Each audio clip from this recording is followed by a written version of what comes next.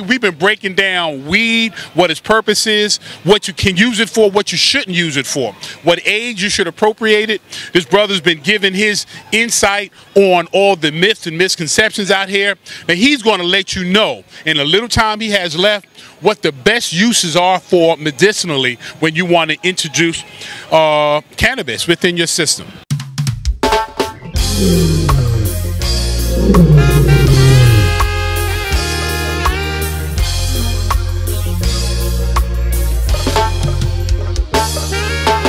So we'll wrap this up in a timely, educational manner. So first off, we were just discussing the whole difference between the strains. So first, four things have now been introduced. It originally started with the sativas and the indica. Then now we have now created hybrids from the blending of sativas and indica strains. So now you got sativa dominant hybrids and indica dominant hybrids. First thing that we go back to the sativa, which is for the mind and the creativity, which a lot of artists, and it helps your body move. So it's a more upbeat energy lifter, and it helps like a lot of strains where like you get sad and they make you happy. Those are like sativa strains. Now, if you have straight body aches and ailments and physical things like your hamstring hurt, your back hurt, those are indicas. Those help body get over main pains and nauseas and things like that. Now, there's some of the newer strains which have become more medicinal, right? And like I say, they're trying to figure out ways to increase the balance between the CBDs and the THCs in these strains. Now, like I said, God's wonderful because so many of the best strains, no matter how they bred them, the continuum stays the same, which is the yin and yang effect. The higher level of one you're getting of CBD or THC in the strain, you have a lesser level in that strain of the opposite. So high CBDs, low THC, which is why really medicinal weed sucks at getting you high. Right, because that's not its purpose. That's not the purpose. And people talk, oh, medical. What kind of medical?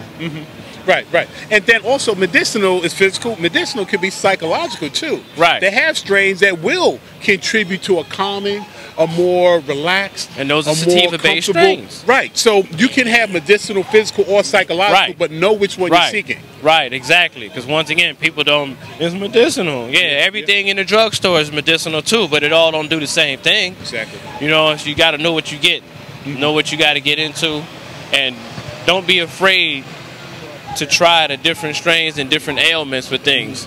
Because sometimes, and it's also about different chemical balances. Not everybody's body works the same on one strain. What gets you high as a kite might not get me high as a kite. It don't make the weed bad. It makes us chemically different. You know what I'm saying? Right. I mean, look at oils. Look at colognes. Yeah. The same spray doesn't chemically interact with the different bodies. Different pheromones and different things is getting. See, people don't know the extent. Do your research. Exactly. Don't start on any journey without especially now information is so readily available. You can cross-reference, cross-check. You can get all the facts you need before you even take that first hit. So you know exactly what you're preparing yourself for. So now what we back at with this medicinal purpose is people prior to this were asking about are some of these strains going to cause cancers and are they GMO'd and what are they doing to the body and are they killing people? That goes back to how it's grown. Once again, as they start pushing the black man and the original man out and letting these things go factory and corporatized, you don't know what these factories are doing. Same way how you don't know what they're doing to your food, you don't know what they're doing to all of that in there. So now they are going to take that in there, and the whole point of putting it inside is so that you don't have to see it no more. So you know what I'm saying? So now what was supposed to be a good idea done in the dark is now once again more deception. Right. So and on that point of deception, I want to bring this back because it was recorded earlier. We raised the voice of one of our noted voices in the conscious community, brother Dr. W. Muhammad. And he dropped it. Wesley was very clear on today's herb is not the herb we had back then, but you came up with a good point, grow your own. But he said right now, herb is being weaponized. I'm only halfway through his book, but he is dropping facts about how they systematically are steering people who are already inclined towards herb to now ingest other chemicals that are even leading towards effeminization and other ways to suppress the natural kind of energy and aggression that men have. So he's been on the forefront of raising the attention level of people who do smoke herb, that still be mindful and be cautious as to the things that you're going to consume. Right. And so like you say, so that's number one to read. And like you say, how they're going to weaponize it is through the legalities of it. And they're going to make it illegal. They're going to make it against the law for us to take care of it. But what they aren't going to do is let those pharmaceutical companies do it under their regulations. You can have it under their regulations, not your regulations. We don't know what you do, but under our regulations, it's okay. That's where the weaponization and all of that comes from. You know what I mean? So that's the same reason why they'd rather have you go to the grocery store than make your own farm. You know what I mean? Same principle. That just don't go back. So he's right. I'm not gonna say he's wrong, but he's not completely right either. And you gotta understand the entire truths with that. Yes, they are weaponizing everything against us. You know what I'm saying? But it's up to us to understand how they're weaponizing it. When we understand the weapons, we can now create defenses for weapons. It's basic combat rules. Basic combat rules. Your opponent will kick your ass until you figure out what the opponent is doing. True. And come up with an effective counter. If your fight style is not designed for that fight style, then guess what? It's a style just like boxing. It's about a matter of styles. Yeah, styles make fights. Yeah. So you're definitely a boxing fan. So yeah, and I'm a fan of life, man. And you know what I mean. And it's all about how to, you know what I mean. Like that Sun Tzu, that shit. You know what I mean. The Sun Tzu ways of war. It just tells you so many ways of how psyche work and where a lot of these original ideas came from, with these old fucking Illuminati people and all that do all these crazy things from a larger level. So once again, it's through education to understand it, which how we've been saying. So many people only scratch the surface on topics and don't dig deep. So then, you know, when you see what it is at the surface, you take it for that, but you don't understand nothing. You know what I mean? Right. Until you dig into it. Yeah. I just want to reiterate that and as far as it being a gateway drug and all that, the only people I heard say that crap was the white man. And also want to say, you know, we didn't say it at the beginning, in no way is anything being stated right now is to be taken as medical advice to heal or to directly impact. If you have a medical condition, you want to speak to your healthcare provider first. But we are offering this for educational purposes, and we're hoping this will stimulate interest and stimulate research so you can go. And also, if you're under 18, if you are legally a minor, we are on the same page that you are not of age yet to on your own be experimenting. You can be in your research point, so when 18 hits, you're able to at least now be a little more freer to move in that direction. But minors, this is not for you to take on yourself. I know you think you know everything in the world, but there's still a lot to learn. So we are just giving advice for you to start your journey along something that we both believe that's medicinal, and it's a right. It's a human right. It comes out of the earth, and it has benefits that we can utilize once we learn about how to properly ingest it. I smoke all the time to get high, but I also understand You drink to get drunk. and that's why I don't drink that damn much. Occasionally I drink. You know, I can count my hands. I can count on one hand how many times I've been drinking this year. It's May. I'm a social drinker, and I understand. I ain't gonna sit there and say, "Oh, don't drink," but I will tell you, don't drink too much. Know your limit. Same reason how we also had discussion with Sinetta asking what makes sometimes people get too high. Another reason why some people get too high is because you over-medicated yourself. You don't, if you ain't used to smoking, who told you to smoke over and over? Take a puff or two and see how it feel. Yeah. Nobody told you to sit around for the whole thing from beginning to end, acting like you a champ. Because that's the thing with me. Because I don't drink at all, if I drink one beer, I'm got loose Toasted, legs. yeah. And also, And let you me have an put this. alcoholic laughing at you, like, and you do this every day, dude. I don't. And It's yeah, and different. let me, most people, I'm not even citing any particular survey, but a lot of folks get high with their crew or with their buddy or but then there are those folks who get high alone. Now, there's a special warning for those who get high alone. You really have to have a very clear understanding of even just like working out alone. You don't get up under weight that you can't spot yourself with. You don't get under the bench something and take it off. Exactly. So the point with that, and just to go down this road, if you look at the people who OD'd, going back in history, you look at Elvis OD by himself in the bathroom. There was the other actor. Oh man, this guy was brilliant. White actor, heavy set. He played. Belushi too. But he played And Capone. Farley. He played Capote. Multiple roles. Great actor. Again, by himself. Several. Now this was heroin. Several bags, syringes by himself. So for those of you out there who get high alone, who want to keep this in your private little thing, which you have a right to do. But then the onus is on you to be very mindful of the quality that you're consuming, where you're getting it from, and just monitoring your reaction. Like you said, hit it once or twice and see how your body's responding.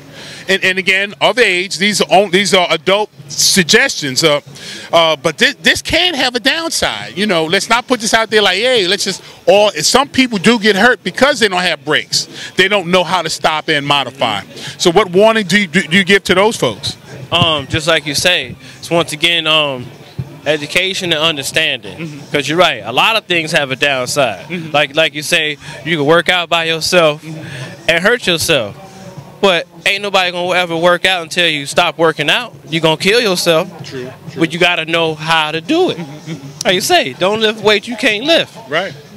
And that's a good way to avoid that barbell from staying on your throat. Exactly. But man, I have Don't let your ego get around you because you see that dude next to you benching 350, and you feel like that ego telling you can do it too. Nah, motherfucker, you better know where your lane is. You can work your way up there if you choose. But once again, you can do a lot of things in this world that's good for you, but if you don't know how to do it, it's now bad for you. Doesn't mean that activity is bad. It means the way you went about it was. Yeah, you didn't go with the right knowledge, with the right approach. Correct. I have a friend, he's a doctor now, but when he was in medical school, he remembered doing an autopsy on an athlete that took the bar off the thing and a straight guillotine.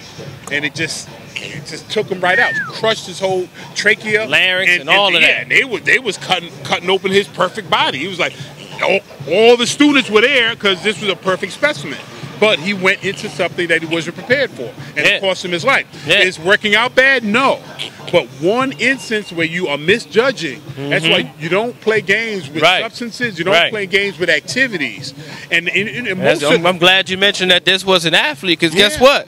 Sometimes when you think you know something, you don't know something. And the last point on that, the people who drown the most are the most experienced swimmers. Because they You're always in the deepest, dangerous water. They know they got this, but they get out there and realize they didn't have it. So don't even take your knowledge. Your best judgment is always to be used, man. Yes. Your best judgment is always to be used. Yes. Man. Yeah. And Everything you do. Caution. Yeah.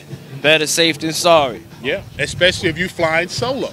Yeah. Because if you with a partner, I've seen, and I'm not trying to besmirch, but I've seen junkies together look out for the other one. Like, yo, man, get up, man. Wake up. Come on, let's go home. You got somebody else. When you are out of it, you got a partner that can get you back right. But also what that partner has to do. Your partner has to be knowledgeable of what's going on. Right. At that same time. Very true. Two rookie junkies ain't gonna know what to do with each other. True. Two veteran junkies do. Yeah. Sad to say that they made it that long to become veteran junkies, but hey, do what you do. Rock how you rock. Each other alive. Hey, I learned a wise thing from a crackhead years ago. Doesn't make doing crack right, but he gave me a great lesson in life. Said don't let the drug do you. You do the drug. He explained that that's how he became a crackhead. When he started smoking that coke and playing with that coke and turning into base, it was all fun and he had so much fun with it.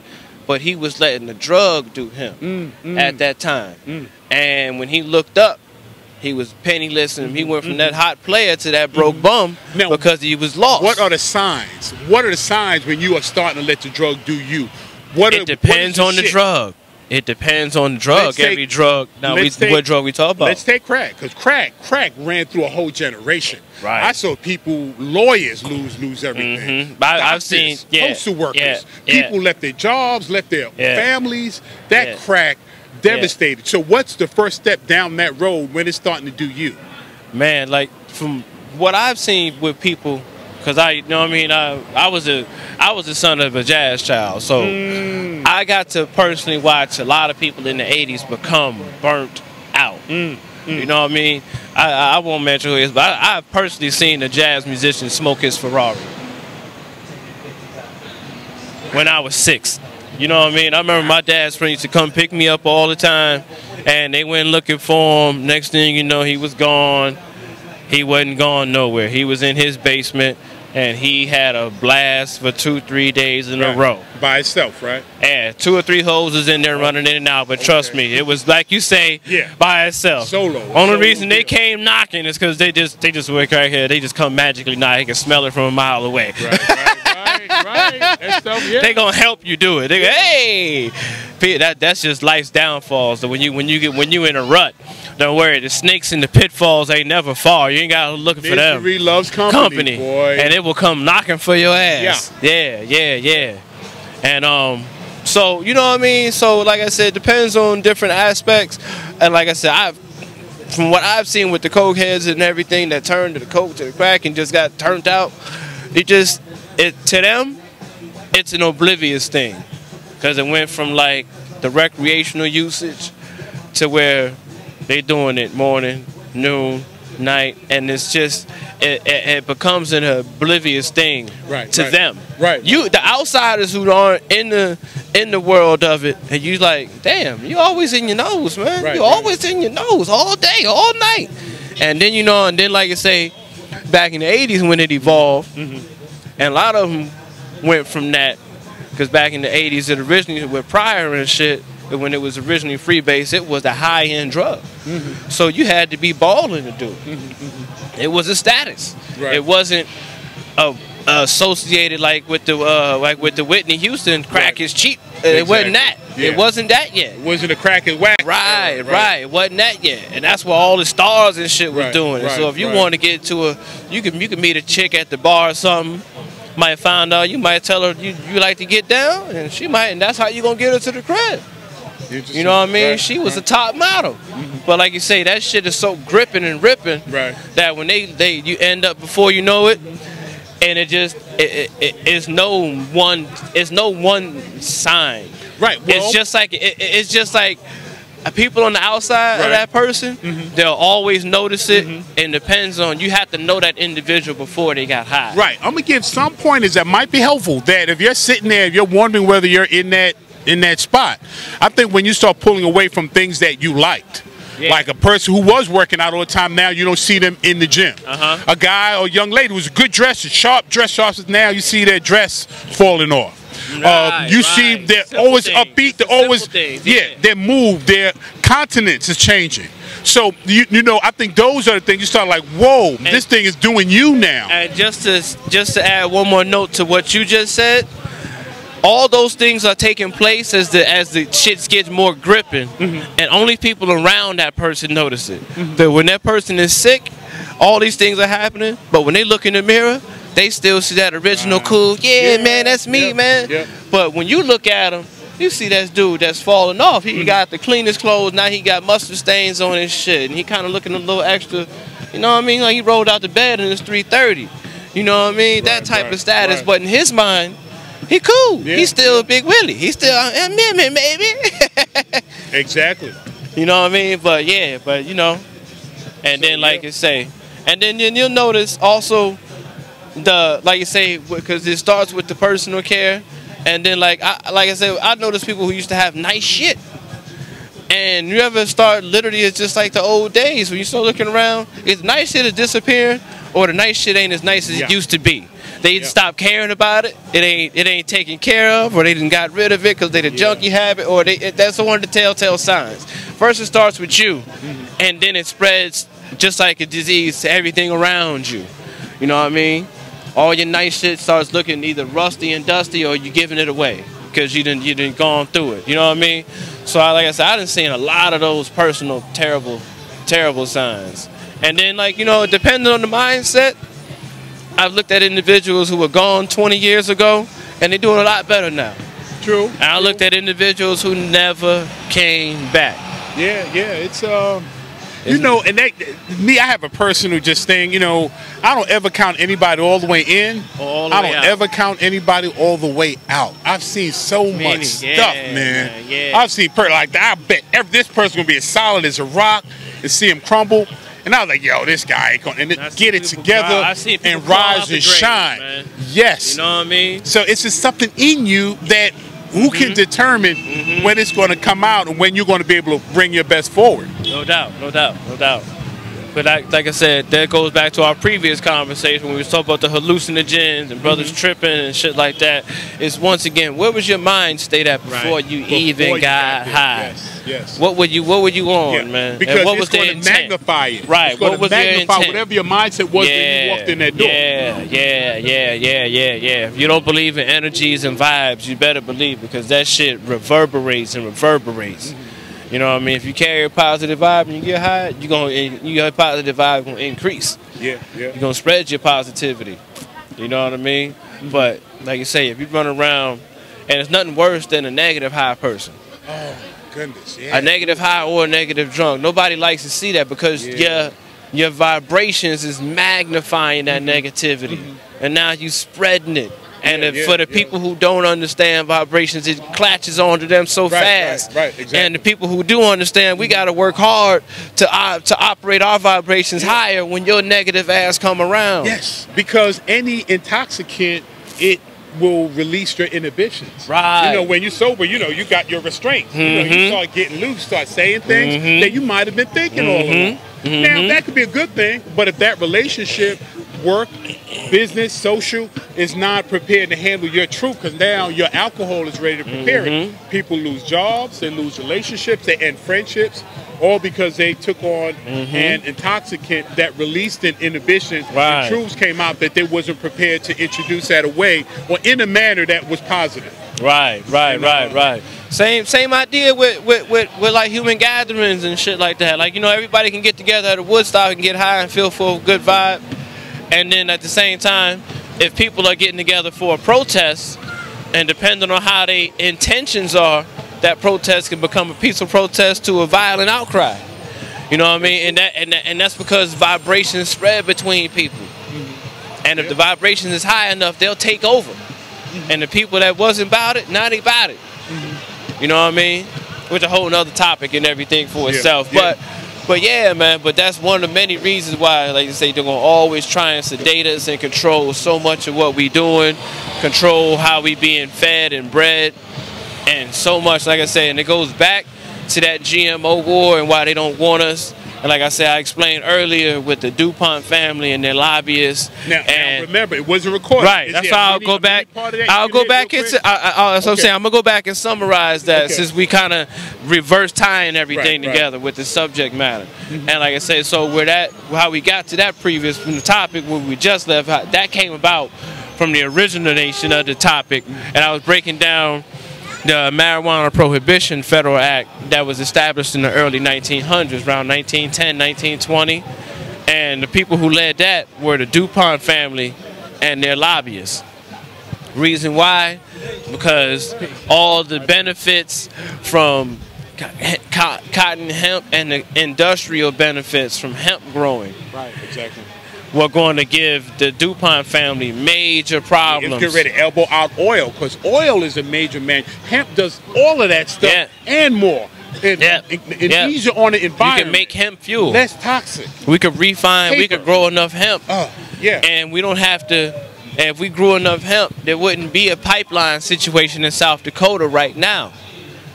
They be growing it by the boatload to put it into a big extraction and make the hemp fuel. Yes. And they don't talk about how Henry Ford even made a hemp fuel engine.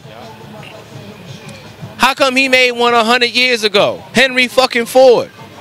He was only bright enough to invent the factory line. He ain't invent a car. He invented the assembly of the car.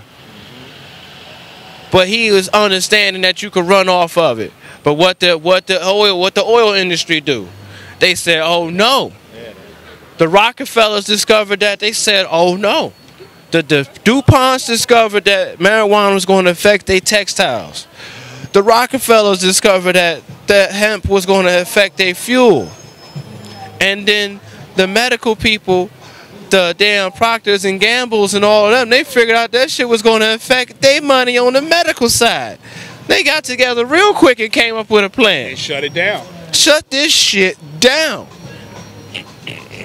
Real quick.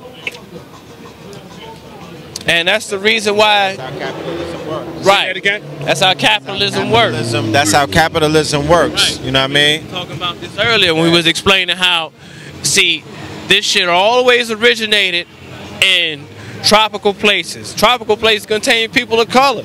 Right.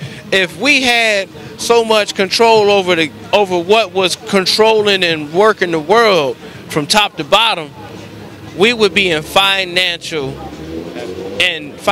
dominance. Straight up. Financial dominance. Oil companies wouldn't exist. We wouldn't care about Exxon and BP because they wouldn't make a dime because you couldn't tell them to outsell that expensive fossil fuel versus this renewable fuel. You can't make a case. Can't make a case. That's why they don't. You know what I mean? That's why they got on. That's why they don't really want the. That's why they slow down the production with these hybrid vehicles. Mm-hmm. Yeah. They really don't want to. They really scared of how much money they gonna lose in gas, man. Exactly. They scared of what's all these gas stations gonna do? Because they need these. What are all these gas companies gonna do? Yeah. So they like solar. Right. You know what I'm saying? They like hydro, electric. Right. All these Hell renewable no. resources. Even though it's been proven that these advances in technology is going to help clean up the environment. You know what I mean? It's going to help reverse all that damage that they've been doing. All that damage. They out here tapping into the bloodline of the planet, oil. Pulling it up and burning it. You know what I'm saying? It's crazy. So if it's billions of dollars to be made off of the wonderful world of hemp and marijuana products for industrial and medicinal and all types of purposes, it's trillions of dollars to be made from preventing it. Yep. And that's what the Trump administration, they have a decision on what stance to take. Mm-hmm. There's a whole list of, topics and hot button topics and issues. They let me see. They decide what they want to do with those topics or how they want to approach those issues. And when it comes to legalization of marijuana, they're deciding to reverse or to rescind what happened in the Obama era. Like they're rescinding and repealing everything that was done in that era. They're repealing and rolling back and reversing damn near everything. So, that along with all of the other programs that are being halted, reversed, terminated, that's just one thing. So like he said, they say, forget that. We're gonna make more money locking niggas up. Exactly. We're not making that legal again. Oh, look at this shit. Carry a safe life. Save a life. The Naloxone. You know what I'm saying? For this opiate topic thing. real quick. When the crack epidemic came, fact, it was tough sentences. Let's lock up everybody who's touching crack. Now that these white people dropping dead off these prescription pills, yep, and then going back to the streets where the opium is at. Yep, the same pills that they don't want you. The same pills that you can avoid if you took an alternative route with a holistic medicine or maybe even a cannabinoid oil. Right? They don't want you to do that. They would rather you take their prescription medication that they have cornered the market and have Obamacare. Now they are threatening the people with the Trump care, but they're basically saying, no, you can't cure or heal yourself the natural way. Yep. And now now like some pointed out, now they have a crisis on their hand. They're not talking about locking them up. They're They not talk talking about why that. don't y'all? Everybody should carry naloxone in their pocket just in case we talking about. you happen to be near somebody who passes out from an overdose. Save a life. We're not locking them up though. Yeah. When we save them for the overdose, Yeah. we're not talking about, this is that boy, this that horse that we talking about. he gonna The shit wake up that's in a prison supposed cell. to be at the top of the quote unquote, you know, illegal substances that they utilize. So they're not talking about criminalization.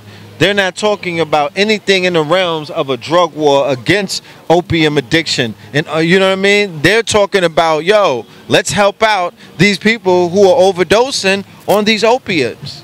They don't want to ask where it came from. They don't want to open up the conversation about that dope being so strong because it's coming out of Afghanistan. Oh, we won't even. That's a whole nother topic on how this whole epidemic started shortly after 9/11 when we had to invade. We won't even talk about that.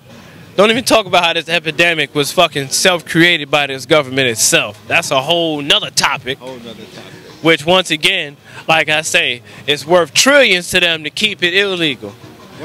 Than for the billions of us. I'm gonna just give real newscast. The Attorney General today put out to all federal prosecutors, because they did a coup on the FBI by removing the head of the FBI, and now the Attorney General and the Deputy Attorney General, who are card-carrying race soldiers, they're running the Federal Bureau now. So now they're saying no more minimal sentences on every single case, federal, whether it's drugs, weapons, or anything.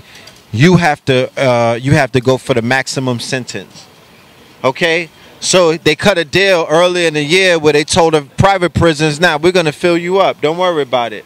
So the halt that they're putting on the legalization of the industry, that is one of the fastest growing industries. It is a boom inside of horticulture. There's a boom inside of medical marijuana, recreational marijuana industries, both in Seattle, Washington, Colorado. You're seeing a boom in Oregon. You're seeing it in Alaska as well. It's helping to Arizona. Fund all of these other budgets that are being dried up because the states are going bankrupt, or the states are robbing the people blind for that nature, or all the money is going into military intelligence and all kind of other programs that are, you know, breaking the people's backs. And to be honest with you, from once again, like geographical and political, if you ever notice that the first states to really go, the majority of the states are where? White. Not only white, but west. And based right near Mexico. Yes. So they did it to combat the drug war. They ain't stopped the drug war. They just wanted to get they cut. So they built that wall and said, we're going to start what y'all keep. We're going to make it illegal for y'all to bring it over this wall. And what we are going to do to cut down on the demand and the illegalness of how we make y'all go over this wall, we're going to make it legal on this side any goddamn way. Exactly. We're just going to take over the market. That's how we going to hit you. That's how we going to hit your pockets like that. But like I say, where they half-ass always want to do legal litigation and things like that, so they still leave tons of wiggle room for the cartels, and that's all done by design. Because the war on drugs been going on since the 70s, and I swear these streets is more flooded than ever. So I don't know how they what's going on. The ops. That's what it became. Right. You know. Right. Trust me, I bet you El Chapo get steak dinners every night in downtown Brooklyn. All day. You don't hear nothing about him. Nah, man. None of that. His hair up and none of that. Out. None of that, B. Like, none of that. They didn't find $1 of his yet. None of that. No, like, he ain't billion. Dude making billions. In Brooklyn. Your boy El Chapo is in the feds in Brooklyn, and nobody talks about that. Listen. He's in Trump Tower somewhere. Listen, B. Listen, man. So every single Big Willie that everybody idolizes has come out later on that they all had an intricate relationship with government. So that's what's called the deep state. That's the part of government the dark side of government that you can never see on regular news. You can't. They don't have it in the daily news that this person sat down with that cartel or this person sat down with that boss. They're talking about, yo, we're sending weapons to the rebels, the Kurds in Syria. We just gonna outfit them with all kind of new weaponry and bomb. That's them fucking with the streets. That's them fucking with the killers. They giving guns to the shooters. You know what I mean? They play a very wicked game with both hands, and if people don't realize that at this point, there's nothing that we could tell you. You just waiting for it to be in a movie or something, but it's in real life as well. They believe it. That's the only time, but it's in real life as well. You know what I mean? Yeah. And there's something called rat lines. Rat lines are attached to drug distribution, human organ harvesting, human trafficking, sex trafficking, and all kind of other arms trafficking. All of these are rat lines. The majority of these things are run underground with government officials in high places, but in dark rooms, and people in the street level who they pull their strings and they're able to utilize them through the gun and the dollar. You know what I mean? And all kind of blackmail by getting jammed up, motherfuckers making deals, and them having a whole system and a whole network of people who work for them, the same way that they had it in Rome, the same way that they had it in any other empire that we could talk about, where they utilize the underworld to do the, you know what I mean, to do their fucking bidding for them. You know what I'm saying? From the darkness So comes the light. Huh? From the darkness comes the light. Exactly. You know what I mean? So here it is. They persecute the person on the bottom feeders, the less fortunate, what they call the useless eater or the cannon fodder, and unfortunately that's our people. So our duty is to point out some of the things that have happened at a higher level, or at a level where you may not be privy to, because this is not spoken of in the mainstream media. If you are out there putting yourself on the line, if you're out there suffering because of some of the penitentiary chances that you took in this system that's clearly rigged. Rigged all day. This is super rigged. You can't beat the house. Like, you know, so you would move it's all about awareness. You would just move in a different kind of way if you knew that this whole fucking thing is rigged. Bottom line. Yeah. But yo, bro. You know what I mean? Peace. Peace and love.